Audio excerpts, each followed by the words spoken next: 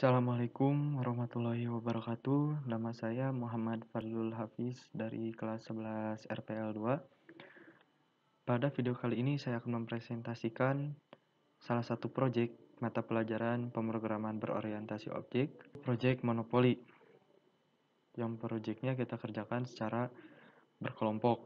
Dari hasil analisis permainan monopoli yang kelompok kami lakukan, program ini kita buat dalam 21 kelas.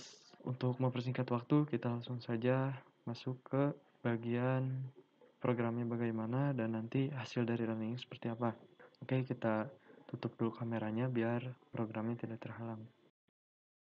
Ya, kita lanjut.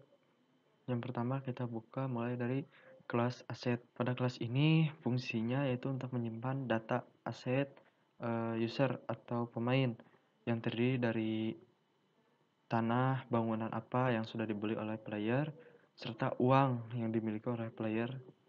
Lalu ada kelas bandara. Nah, untuk kelas bandara ini belum memiliki fungsinya sendiri, jadi hanya sekedar dimasukkan sebagai subkelas atau bagian dari petak agar lokasi bandara ini nanti terhitung pada saat aplikasi berjalan. Lalu selanjutnya ada parkir bebas, ini pun sama. Nah, selanjutnya kita ke bagian yang paling vital dalam permainan monopoli yaitu dadu. Dalam dadu itu memiliki 3 variabel, ada hasil, dadu 1 dan dadu 2. Yang fungsinya masing-masing, dadu 1 tentunya untuk menghasilkan angka dari dadu 1, dadu 2 untuk menghasilkan angka dari dadu kedua, dan hasil merupakan penggabungan dari dadu 1 dan dadu 2 yang nantinya dijadikan sebagai total majunya langkah pemain. Terus untuk fungsinya, di sini ada metode random. Kita pakai import Java util random. Ini fungsinya untuk mengambil nilai secara acak. Lalu masuk ke bagian fungsi kocok di sini. Nah, bagian fungsi kocok ini kita pakai dadu 1. Kita panggil inisialisasi dari function randomnya. Jadi dadu 1 kita random, tipe datanya berupa integer, maksimal, angka paling besarnya itu maksimal 6. Seperti itu. Maksud dari plus 1 di sini itu agar apa yang dirandom nanti itu tidak ada 0 atau angka 0. Karena kan dadu dalam monopoli itu nggak ada angka 0. Jadi kita di sini tambah 1. Lalu di sini ada hasil merupakan penjumlahan dadu 1 dan dadu 2. Lalu untuk set dadu, nah ini untuk set dadu penentuan setelah mengocok dadunya itu berapa, kita set di sini. Set dadu itu dadu 1 dan dadu 2. Untuk memberitahu user bahwa dia maju sekian langkah itu menggunakan get dadu. Nah, ini untuk metode set dadunya sendiri, set dan get. Ini merupakan bagian dari enkapsulasi karena dari variabel bawaan kelas di sini itu modifiernya private sehingga tidak dapat diakses oleh kelas lain. Oleh karena itu kita butuhkan enkapsulasi agar si variabelnya dapat diakses oleh kelas lain. Lanjut ke kelas dana umum. Ini pun sama, baru sekedar dimasukkan ke dalam subkelas petak. Terus di sini ada hotel, di dalamnya ada harga beli dan harga sewa.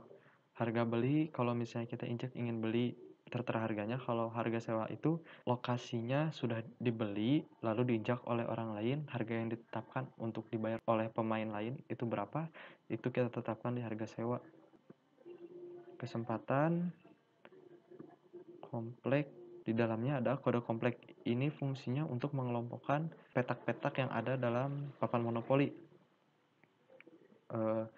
Kan dalam monopoli itu setiap komplek terbagi-bagi. Ada komplek A yang isinya terdiri dari 3 negara, komplek B, komplek C, dan seterusnya. Nah, inilah fungsi dari variabel kode komplek ini. Untuk negara, untuk negara dia bisa memiliki rumah, hotel, atau tanah. Langsung di sini ada polimorfisme menggunakan override, ada metode set nama petak. Lalu di sini ada super. Nah, jadi maksud dari super di sini itu dia memanggil function set nama petak yang berada di kelas parent. Itu beda sama disk. Kalau misalnya disk itu menandakan variabel yang berada dalam satu kelas. Kalau misalnya super itu digunakan untuk memanggil data dari parent class.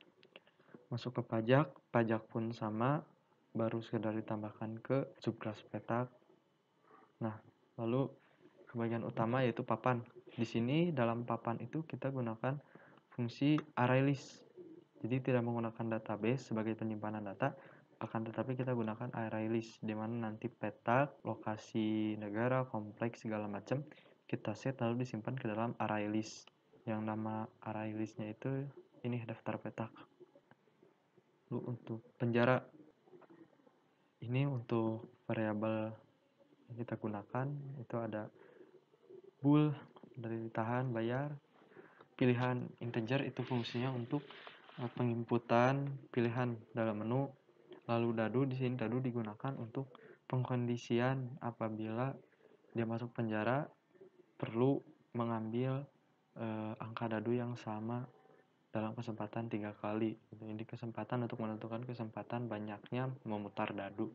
Masuk ke konstruktornya, penjara seperti ini. Dalamnya ada ditahan. Apabila ditahan ini statusnya true atau benar, dia memiliki kesempatan 3 kali untuk memutar dadu. Lalu di sini ada pemanggilan metode keluar penjara. Metodenya ini di bawah. Nah, ini di sini berisi menu pilihan serta kondisi segala macam. Ketika Anda masuk penjara, ada pemberitahuan Anda masuk penjara. Lalu di sini aksi apa yang akan ingin Anda lakukan? Dia harus kocok dadu atau bayar. Switch ini sesuai kondisinya apabila dia memilih untuk memutar dadu sebanyak 3 kali ketika statusnya ini ditahan. Kan di sini ditahan sama dengan true.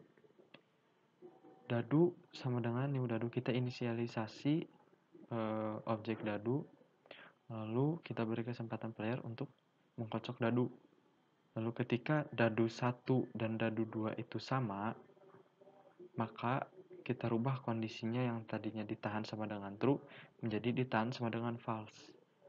Lalu sistem outprint Anda berhasil keluar. Itu apabila kesempatannya 3 kali dan ditahan sama dengan true, di sini tidak ada keterangan dadunya sama, maka dia masih di penjara. Lalu ini pilihan kedua, apabila dia memilih bayar, dia langsung keluar. Lalu selanjutnya ada kelas perusahaan, sama dijadikan subclass petak aja. Lalu function utama dari petak di sini cuma menggunakan enkapsulasi saja, di mana ada harga tanah, nama petak, lalu posisi dari petak itu di mana misalnya star itu posisinya ada di petak pertama. Lalu ke player pasti memiliki posisi awal, di sini posisi akhir, maju, lalu ada warna, ini sebagai identitas dari playernya sendiri. Lalu di sini kita inisialisasi aset, terus di sini dadu, ada juga petak, papan, dan penjara. Lalu di sini dia player itu bisa kocok dadu, bisa bergerak maju. Di sini set warna, identitas, get warna, posisi awal, posisi akhir, dan ini fungsi utamanya bergerak. Jika maju dalam kelas ini itu sesuai dengan posisi yang ada di petak. Jika dia tidak berada di penjara, dia akan bergerak. Posisi akhir itu merupakan posisi awal ditambah posisi dalam petak. Maksudnya tuh dari posisi awal itu disesuaikan sama posisi dalam petaknya. Lalu di sini ada pengkondisian if apabila posisinya sudah melebihi 40, dia akan dikembalikan ke 0, dikurangi lagi 40. Kenapa? Karena kan dalam monopoli itu totalnya ada 40 petak. Dan ketika permainan berlanjut setelah 40 petak itu kembali lagi ke start dan berputar di tempat yang ke-40 itu. Jadi ketika dia sudah nyampe 40, kita kurangin lagi 40 itu maksudnya untuk mengembalikan si player ke posisi start. Lalu ketika posisi akhirnya tidak di petak pertama, petak pertama itu kan start, berarti dia melewati garis start, player akan mendapatkan uang sebanyak 20.000 gitu. Nah, seperti itu. Lalu ke optionnya, yaitu beli tanah, beli rumah, beli hotel, atau lanjut. Ini fungsinya apabila nanti ketika berkeliling, dia ingin beli rumah, tanah, atau hotel. Ini menunya hanya saja karena ini belum sepenuhnya selesai. Jadi di sini pengkondisiannya pun belum dibuat. Jadi menu ini belum berfungsi. Lalu ada kelas rumah, ada harga beli, harga sewa 1, sewa 2, sewa 3, sewa 4. Sama ini di enkapsulasi aja. Lalu di start, ini untuk tanah, pastinya tanah memiliki harga sewa. Harga sewanya tidak di-set di sini, tapi semua enkapsulasi jet set yang ada nanti kita terapkan di dalam kelas game ini. Lalu di sini ada transport. Untuk petak yang terpisah, kayak akan ada perusahaan, ada transportasi. Lalu ada uang. Nah, uang sendiri ya pasti di dalamnya ada berupa nilai. Di dalamnya enkapsulasi jet set, lalu ada metode tambah uang yang nanti diisikan melewati nilai di ini. Lalu ada kurang uang. Jadi fungsinya berguna apabila nanti ada player terkena potongan dalam rules permainan. Oke, kita masuk ke bagian utamanya. Sini ada game.java. Yang pertama kita mulai set dulu inisialisasi player P1 sama dengan new player. Itu menandakan kita membuat player baru, yaitu player 1. Kita masuk di sini, kita suruh masukkan warnanya apa. Lalu kita set warnanya yang telah diinputkan, lalu kita set uangnya waktu pertama kali main yaitu 150.000. Begitupun ini ada player 2 sama. Lalu nah di sini kita bagian jet setnya kita panggil semua dari beberapa kelas di sini, kita panggil semua ke sini. Yang pertama itu negara Indonesia.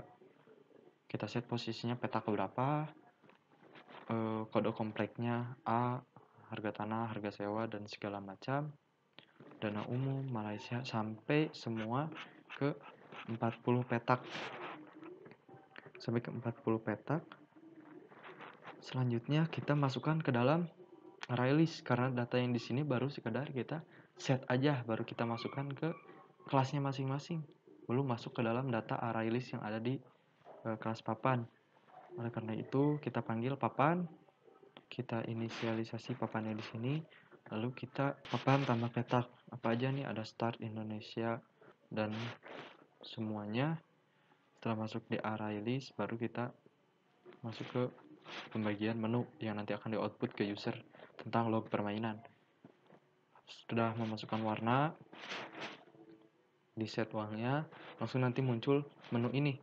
Giliran pemain warna apa, dadu pertamanya berapa, dadu keduanya berapa, uangnya ada berapa, posisi awalnya di mana. Nah, untuk penentuan posisi awal itu kita panggil dari papan daftar petak. Kenapa daftar petak? Karena data yang tadi kita set itu tersimpan di array list yang bernama daftar petak, yaitu ini. Nah, array list bernama petak. Jadi kita panggil, lalu kita get player 1, kita get posisi awalnya dikurangi 1. Kenapa harus dikurangi 1? Karena dalam array itu urutan pertama dimulai dari indeks ke 0. Oleh karena itu apabila nanti yang dipanggilnya 1, kalau tidak dikurang 1, maka yang muncul indeks kedua. Nanti hasil dari posisi playernya itu malah acak-acakan atau tidak sesuai. Oleh karena itu harus dikurangi 1 agar pada saat nanti indeksnya dipanggil indeks ke 1, maka yang munculnya indeks ke 0, yaitu indeks pertama, kayak gitu. Lalu dipanggil juga nama petaknya apa, langsung dipanggil di get. Ini pun sama, sekarang berada di daftar petak, kita ambil posisi akhirnya dikurangi 1 karena memang datanya berada dalam array, di-get nama petaknya, lalu kita get untuk ditampilkan ke layar. Langsung giliran player 2, ini pun sama seluruhnya. Jadi semua ini dilanjut ketika player tidak menekan tombol N. Jadi akan terus di looping selama tidak menekan tombol N, kayak gitu. Oke, kita langsung aja coba programnya. Seperti ini hasilnya.